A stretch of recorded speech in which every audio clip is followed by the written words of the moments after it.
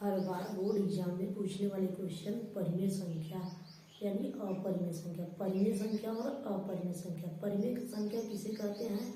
वे संख्याएं जिन्हें हम p/q के रूप में लिखा जा सकता है, अर्थात हम उसे बटे के रूप में लिख सके। मतलब जैसे कि 1/2 या फिर 2/3 इसके रूप में हम लोग लिख सकते हैं। उसे उस संख्याओं को किसे कहते हैं? परिमेय संख्या कहते हैं। और जिन संख्याओं को हम बटे के रूप में नहीं लिख सकते उन्हें कौन सी संख्या कहते हैं? अपरिमेय संख्या। मतलब बटे के रूप में लिख दें तो परिमेय संख्या और ना लिख पाए तो अपरिमेय संख्या होती है।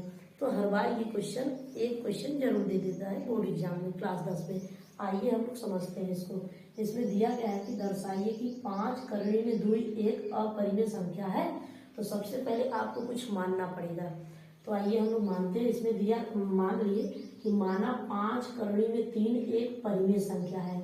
हम इसे a/b के रूप में लिख सकते हैं, जहां a और b एक सह आभाज्य संख्या है। सह आभाज्य संख्या आप उन्हें कह सकते हैं जिनका म से निकालने पे 1 हो, उन्हें हम कह सकते हैं सह आभाज्य संख्याएं।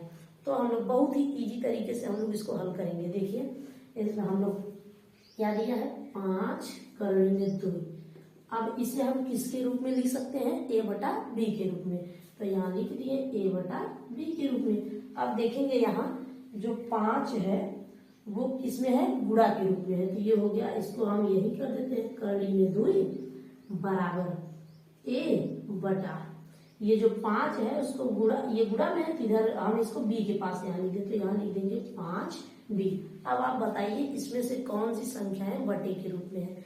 तो जो संख्याएं बटे के रूप में उसे आप परिमेय संख्या कह सकते हैं, और जो संख्याएं बटे के रूप में नहीं है उन्हें आप अपरिमेय संख्याएं कह सकते हैं। जैसे कि ये a/5b एक क्या है? एक परिमेय संख्या है, परिमेय संख्या है।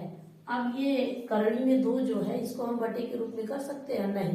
जबकि देखिए जिन संख्याओं का वर्गमूल निकल जाए, जैसे कि करड़ी में 16, इसका वर्गमूल निकल जाएगा तो ये हो जाएगा, इसका 16 का वर्गमूल क्या है? 4।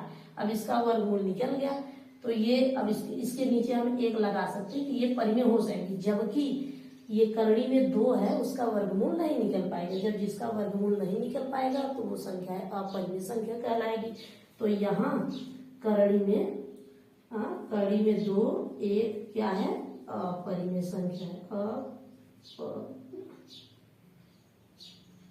अपरिमेय संख्या है।